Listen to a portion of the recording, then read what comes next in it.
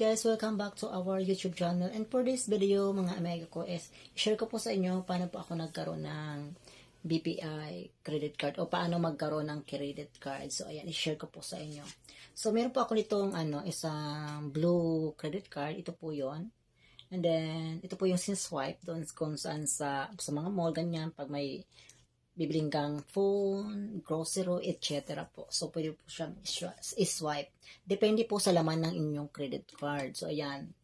And then, meron po ako dito yung isa pa na inano nila is ito yung Petron credit po, BPI credit.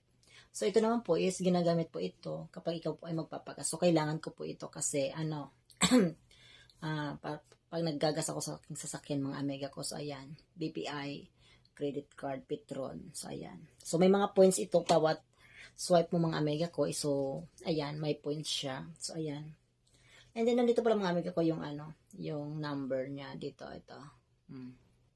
Dito na sa likodan. So, ayun. Paano ako nagkaroon ng BPI credit card mga amiga ko is si BPI mismo mga amiga ko yung sa akin, nag-text na mag-avail ako ng credit card. Actually, yung una is cash loan yung in-offer nila sa akin. So, ayan.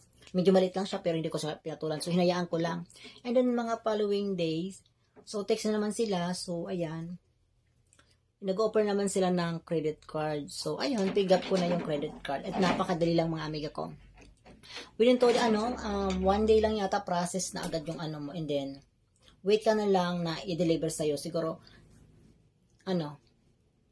dito kasi ako sa Bicol mga amiga ko. So dito lang ako sa Bicol mga amiga ko. So sa Naga kasi ako nag-open ng bank account ko ng BPI. So 1 year ago na nung nag-open ako. And then so ayun.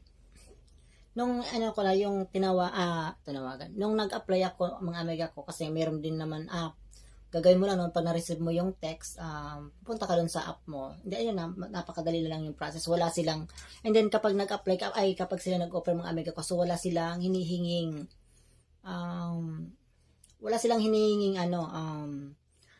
mga documents na so talagang, papadalang kanila na qualify ka na sa kanilang credit card. So, ayan. So, ayan, dalawa yung na-receive ko, isang Petron at isang blue card, yung credit card. Parehas pala sila blue. So, ayan. So, paano ko po ba siya, mga amiga ko, paano ba ako na-opera nahulog.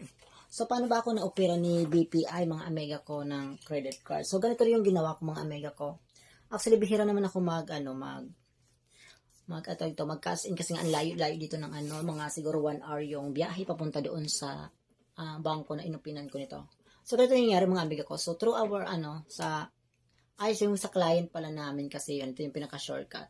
So, ayan, minsan kinakas in ko through, bank transfer. Kasi na ako sa GCash and then, minsan, ginagawa ko na, transfer ko na sa BPI. So, ganyan. So, medyo, sa loob ng 3 buwan, nagkaroon ako ng transaction sa BPI. Kumbaga, medyo, mamatamantan siya, konti lang naman, hindi naman siya ganun ka, hindi naman million, hindi naman half million, ganun. Basta yun, nagkaroon ako ng transaction within 3 months na sunod-sunod. So, laging labas-pasok yung pera doon sa bangko. Kasi may mga client namin is nagbabayad through, online.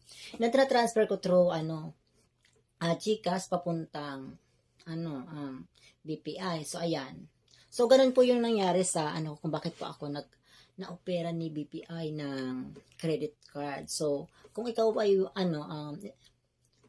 kung ikaw ay, binabalak mong mag-apply o gusto mong magkaroon ng BPI credit card or kahit sa anong bangko mga amiga ko, ay simulan mo magkaroon ka ng savings account or magkaroon ka ng transaction sa kanila. Cash in, cash out, ganun. Lagi mo dapat ginagamit. O meron kang cash flow sa iyong bank account para operan kanila ng credit card. So, yan ang nangyari sa akin mga amiga ko. So, ayan. Kaya nagkaroon ako ng BPI credit card. So, maganda na siya kasi hindi ka na nagdadala ng pera, kumain ka man sa labas, o mag-grocery ka. So, ayan. Pero babayaran mo yung mga amiga ko, So, ayan. So, yun lang mga amiga ko yung share ko. Don't forget to like and subscribe to my YouTube channel. Thank you.